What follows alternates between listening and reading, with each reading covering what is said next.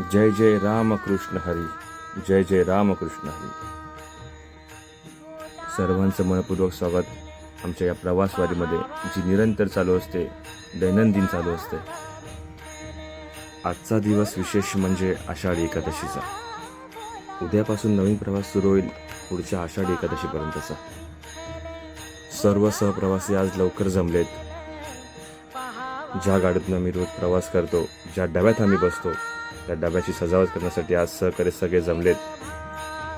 प्रत्येकाला आज एक विशेष जबाबदारी दिली गेलेली आहे, पण तो प्रत्येकजण ती पाळतोय, निभावतोय, ती फक्त आणि फक्त विठुरायाच्या भेटीसाठी. ही भेट कोणत्याही मूर्ती स्वरूपातली नाही आहे. ही भेट आहे फक्त रोज प्रवासात भेटणाऱ्या लोकांची, सोबत चालणाऱ्या लोकांची. प्रवास करत असताना एक वारकरी भेटत गेले, रोज हरिनाम घेत गेले आणि त्यातूनच एक नातं निर्माण झालं. माळ्यात एक मणी गुंफावा तसे एक हरिभक्त जमत गेले, विठ्ठल भक्त जमत गेले आणि एक संप्रदाय निर्माण झाला, एक भजन मंडळ निर्माण झालं. ते म्हणजे श्री गणेश प्रवासी भजन मंडळ. आजच्या दिवशी मात्र सर्वांची उपस्थिती अनिवार्य असते. जे सहप्रवासी कधी कधी येऊ शकत नाहीत, काही कारणास्तव येऊ शकत नाही, काही कामाच्या निमित्त येऊ शकत नाहीत, ते मात्र आषाढी एकादशीला दरवर्षी नित्यनेमाने येत असतात, आपली सेवा बजावत असतात. 1991 साली निर्माण झालेलं हे मंडळ पाहता पाहता फार मोठं झालं. अनेक भजनी बुवा या मंडळाशी जोडले गेले, अनेक भजनी कलावंत या मंडळाशी जोडले गेले आणि त्यांची अविरत अशी सेवा आजवर चालू आहे. अनेक ज्येष्ठ बुवा, वादक, चकवा वादक, टाळ वादक, डफली वादक निवृत्त झाले, मात्र दरवर्षी न चुकता या सोहळ्यात सहभागी होत असतात. एक विशेष म्हणजे या प्रवासात कोणाला सांगावं लागत नाही, आमच्यासोबत या, आमच्यासोबत चला, आमच्यासोबत गा. प्रत्येकजण आपली आवड जपत असतो, आपल्या आवडीनुसार येत असतो, गात असतो, वाजवत असतो, आनंद घेत असतो आणि आपला सुखकर प्रवास असाच करत असतो. दर दिवशी प्रत्येकाला मंदिरात जाता येत असेल असं नाही, पण इथे मात्र दर दिवशी हरिनाम गात प्रत्येक सहप्रवासी आपल्यासोबत चालत असतो. या प्रवासात अनेक कलागुण असलेली व्यक्तिमत्व भेटत जातात.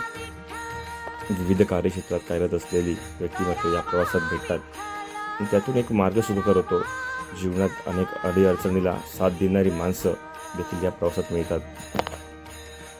जाता पंढरीशी सुख वाटे जीवा या अभंगाप्रमाणेच सर्व प्रवासी एकाच वेळेला एकाच डब्यात रोज नित्यनेमाने उपस्थित असतात आणि त्यातूनच जे सुख मिळतं, जो आनंद मिळतो, तो इतरांसोबत वाटत असतात.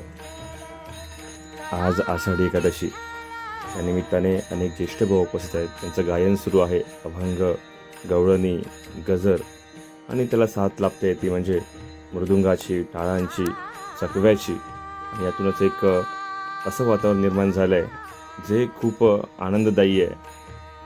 कौतुक करावं खरंच लागेल ते म्हणजे या संचालक मंडळाचं, ज्यांनी अनेक सहप्रवासी जोडून ठेवले. प्रत्येकाला सांगितलं जातं, प्रत्येकाला निमंत्रण दिलं जातं, प्रत्येकाला आठवण करून दिली जाते की आपली आषाढी एकादशी आहे, आपला कार्यक्रम आहे, आपला सोहळा आहे. या दिंडी सोहळ्यात सगळ्यांनी उपस्थित राहा. जशी पंढरपुरात चालत येणाऱ्या वारकऱ्याला विठुरायाच्या भेटीची ओढ असते, तशीच आम्हा सर्व सहप्रवाशांना या आजच्या दिवसाची ओढ असते. बोरिवली ते चर्चगेट प्रवास 1.25 तास ते 1.5 तासाचा असेल, पण हरिनाम घेत असताना हा प्रवास कसा होतो हे कळतच नाही.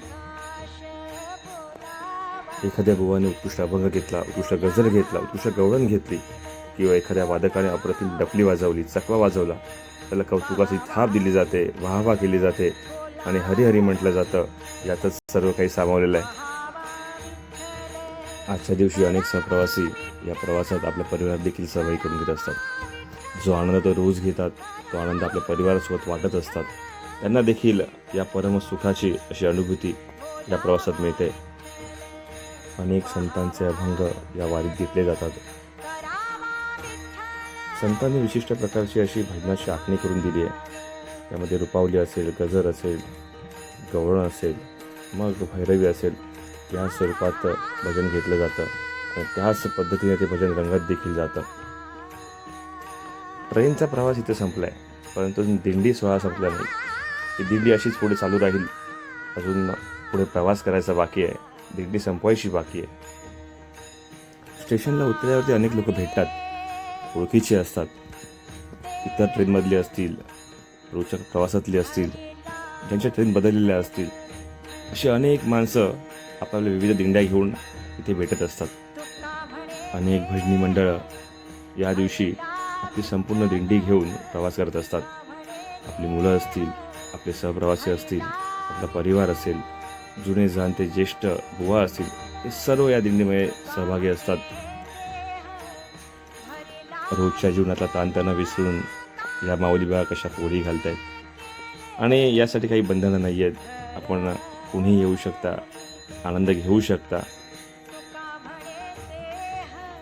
फुगडीचे अनेक विविध प्रकार आहेत जे आपल्याला या दिंडीमध्ये देखील पाहायला मिळतात. मी आपल्यास काही व्हिडिओ दाखवणार आहे यापुढे देखील. परंतु पूर्वी आपण पाहणार आहोत की ज्या भगिनी दिवस रात्र इथे आपली सेवा करत असतात, त्यांचा देखील विशेष सन्मान इथे आपल्याला पाहायला मिळतो आहे. दरवर्षी असंच चालत असतं. मोटारमन असतील, पोलीस अधिकारी असतील, जे जे वाटेत मिळत असतात त्यांचा सन्मान करणं, त्यांना माऊली म्हणून हाक मारणं आणि त्यांच्या कर्तृत्वाला सलाम करणं, असाच प्रवास हा दरवर्षी चालू असतो. आणि यावर्षी देखील असाच सुखमय असा सोहळा सुरू आहे. या भगिनीनंतर आमचे बंधू देखील कसे मागे राहतील, त्यांनी देखील ताल धरला आणि आपल्या विशिष्ट अशा शैलीत एक वेगळीच फुगडी त्यांच्यामध्ये आम्हाला पाहायला मिळाली. या चिमुकल्याने देखील आपला भगवा पताका असा उंचावर नेऊन फडकवला. प्रत्येकाने त्याला दाद दिली.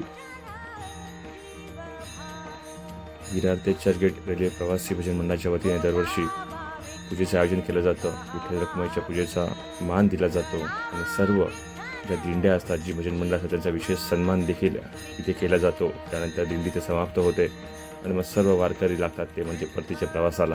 नवीन संकल्प कसा पुढच्या नक्की भेटू. तोवर रामकृष्ण हरी माऊली, रामकृष्ण हरी.